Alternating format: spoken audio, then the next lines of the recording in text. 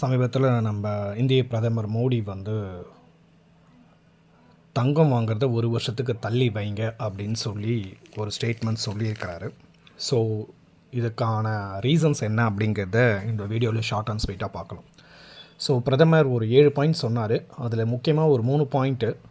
First வந்து அன்னெசரியாக foreign travel avoid பண்ணுங்கள் அப்படின்னு சொல்லியிருக்காரு. Of course it is a vacation டைமில் ஒரு பிரதமர் இதை மாதிரி சொல்லியிருக்கிறாரு. அண்ட் தென் பெட்ரோல் டீசலை தயவுசெய்து சேமிங்க, பப்ளிக் டிரான்ஸ்போர்ட்டை அதிகமாக யூஸ் பண்ணுங்க அப்படின்ற மாதிரியும் சொல்லியிருக்கிறார். அண்ட் தேர்ட் ஒன், தங்கம் வாங்குறத ஒரு வருஷத்துக்கு தள்ளி வைங்க அப்படின்னு சொல்லியிருக்காரு. அதான் நல்லா ஞாபகம் வச்சுக்கோங்க, தங்கம் வாங்காதீங்கன்னு சொல்லலை, தங்கம் வாங்கிறதுக்கு ஒரு வருஷத்துக்கு நீங்கள் கொஞ்சம் அன்னெசரியாக வாங்க வேணாம், ரொம்ப அத்தியாவசியமாக இருந்தால் மட்டும் வாங்குங்க அப்படிங்கிறாரு. இந்த 3 ஸ்டேட்மெண்ட்டுக்கான ஃப்ளாஷ்பேக்ஸ், இதனுடைய கான்சிக்வன்ஸ், அதை பற்றி தான் நம்ம இப்போ பார்க்க போகிறோம். ஸோ கவர்மெண்ட் என்ன சொல்கிறாங்கன்னா, இதில் பேனிக் ஆகிறதுக்கு எதுவும் இல்லை. பெட்ரோல், டீசல், எல்பிஜி இதெல்லாம் ஸ்டாக்கில் தான் கண்டிப்பாக இருக்குது. ஸோ நீங்கள் எதுவுமே பேனிக்காக வாங்கி திரும்பவும் எதுவும் ஸ்டோர் பண்ண வேணாம் அப்படிங்கிறத தெளிவாக இன்சிஸ்ட் பண்ணியிருக்காங்க.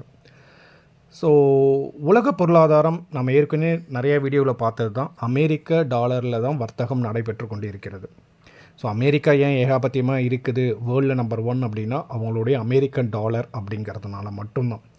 ஸோ இந்தியா வந்து தங்கத்தையும் இம்போர்ட் பண்ணுது, எல்பிஜி, எலக்ட்ரிக் கூட்ஸ் எதை இம்போர்ட் பண்ணாலும் ட்ரேட் வந்து யூஎஸ் டாலரில் தான் பண்ணுறாங்க. Payment is only mat through American dollar. அதனால் என்ன பண்ணுவாங்க அப்படின்னா, ஒவ்வொரு கண்ட்ரியுமே அமெரிக்க டாலருக்குன்னு தனியாகவே ஒரு ரிசர்வ் மாதிரி வச்சுருப்பாங்க. ஆர்பிஐ கிட்டே தான் அது இருக்கும், சென்ட்ரல் கவர்மெண்ட் ரிசர்வ். அதுக்கு டாலர் ரிசர்வ்னு சொல்லுவாங்க ஒரு சில கண்ட்ரியில். நம்ம இதில் வந்து ஃபாரெக்ஸ் ரிசர்வ் அப்படிம்பாங்க, ஃபாரின் எக்ஸ்சேஞ்ச் ரிசர்வ் அப்படிம்பாங்க. ஸோ இந்த ஈரான் கான்ஃப்ளிக்ட்டு எப்போ முடியுன்றதுக்கு டெட்லைன் அதெல்லாம் எதுவும் கிடையாது, அது போய்கிட்டே தான் இருக்குது. ஸோ எல்பிஜி ப்ரைஸ் இதனால் அதிகமாகிட்டே இருக்குது. ரொம்ப முக்கியமான அந்த ஆயில் ரூட்டான ஸ்ட்ரெய்ட் ஆஃப் ஹார்மோஸ் அது வந்து இப்போவுமே வந்து பிரச்சனைக்குரியதாக இருக்குது, அன்ஸ்டேபிளாக இருக்கிறதுனால ப்ரைஸ் வந்து சோரிங் ஆகிட்டே இருக்குது. ஸோ கிட்டத்தட்ட இந்தியா வந்து 85% க்ரூட் ஆயிலாக இம்போர்ட் தான் பண்ணுது. அதுவும் இந்த ஸ்ட்ரெய்ட் ஆஃப் ஹார்மோஸ் ரூட் மூலமாக தான் கிட்டத்தட்ட 65% ஆஃப் த க்ரூட் ஆயில் நம்மளுக்கு கிடைக்க வருது. இது ஒரு சினாரியோ. இது எல்லாமே அமெரிக்கன் டாலரில் தான் நடக்குது. முக்கியமான விஷயம், இந்த க்ரூட் ஆயில், இந்த எல்பிஜி ஈரான்ட்டேருந்து வந்தாலுமே ட்ரேடிங், அந்த பணம் தர பரிமாற்றம் வந்து அமெரிக்கன் டாலர் வழியாக தான் நடக்குது. இது சினாரியோ 1. சினாரியோ 2, கடந்த வருடங்கள் 2025 மட்டும் இந்தியா வந்து $72 பில்லியன் கோல்டை வந்து இம்போர்ட் பண்ணியிருக்காங்க. அப்ராக்சிமேட்டாக இந்திய மதிப்பில் சொல்லணும் அப்படின்னா சுமார் 6 லட்சம் கோடி ரூபாய்க்கான தங்கத்தை வந்து இந்தியா 2025 மட்டும் இறக்குமதி பண்ணியிருக்கு. க்ரூட் ஆயிலை நம்ம கம்மி பண்ண முடியாது, அவாய்டும் பண்ண முடியாது. ஆனால் இந்த தங்க இறக்குமதியை வந்து நாம் கட்டுப்படுத்தலாம். அவங்க வந்து அதை ஃபுல் ஸ்டாப் பண்ண சொல்ல கட்டுப்படுத்தலாம் அப்படிங்கிறாங்க. பட் இங்கே தான் நம்மளுடைய மிகப்பெரிய ஒரு பிரச்சனை இருக்குது. Indians have an emotional connection with the gold.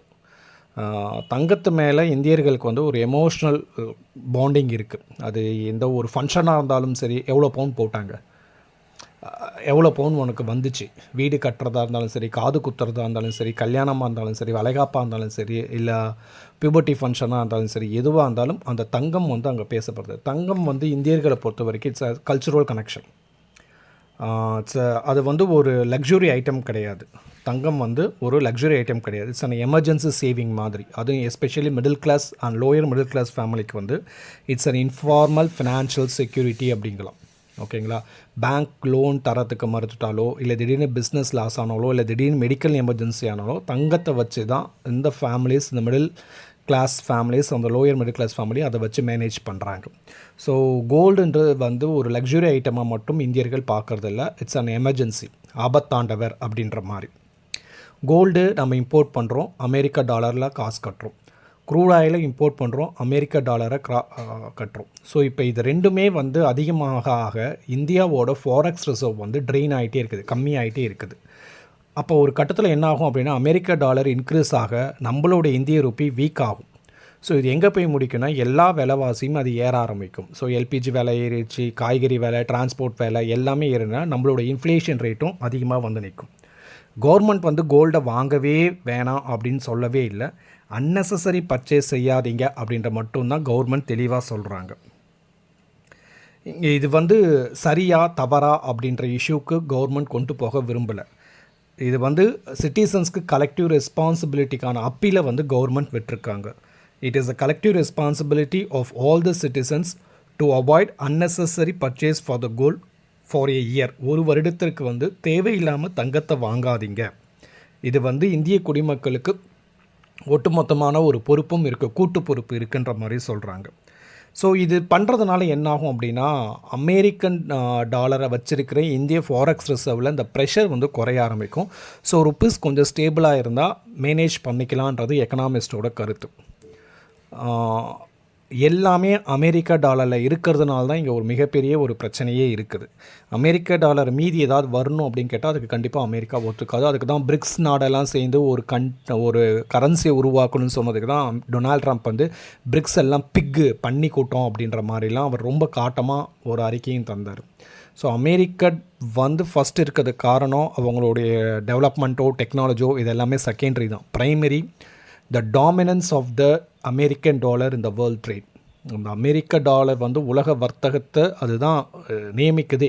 நீ எந்த நாட்டிலேருந்து எதை பர்ச்சேஸ் பண்ணாலும் அமெரிக்கா டாலர் கொடுத்து வாங்குற மாதிரி இருக்குது அப்படின்றப்ப they are the king, they are the real king அப்படின்ற மாதிரி இருக்குது. ஸோ அதனால தான் இந்தியன் கவர்மெண்ட் வந்து இந்த அன்னெசரி ஃபாரின் ட்ராவலை அதே மாதிரி unnecessary buying of gold for year கொஞ்சம் பார்த்து பண்ணுங்க அப்படின்ற மாதிரி கவர்மெண்ட் கோரிக்கை வச்சுருக்காங்க. அதே மாதிரி கவர்மெண்ட் சொல்கிறாங்க பேனிக் ஆகிற சுச்சுவேஷன் எதுவும் கிடையாது அப்படின்ற மாதிரியும் சொல்கிறாங்க. கம்யூட்டர்ஸ் வந்து பொதுமக்கள் வந்து பப்ளிக் டிரான்ஸ்போர்ட்டை தயவுசெய்து கொஞ்சம் அதிகமாக யூஸ் பண்ணுங்கள், உங்களுடைய ஓன் டிரான்ஸ்போர்ட்டை கொஞ்சம் யூஸ் பண்ணுறதை கம்மி பண்ணுங்கன்ற மாதிரி சொல்கிறாங்க. அது ஃபியூவலை வந்து சேவ் பண்ணும் அப்படின்றதுக்காக கவர்மெண்ட் சொல்லியிருக்காங்க. உங்களுடைய கமெண்ட்ஸ் எங்கே பதிவு பண்ணுங்கள், உங்கள் ஃப்ரெண்ட்ஸ்க்கு இந்த வீடியோவை ஷேர் பண்ணி விடுங்க. தேங்க்யூ ஃபார் வாட்சிங்.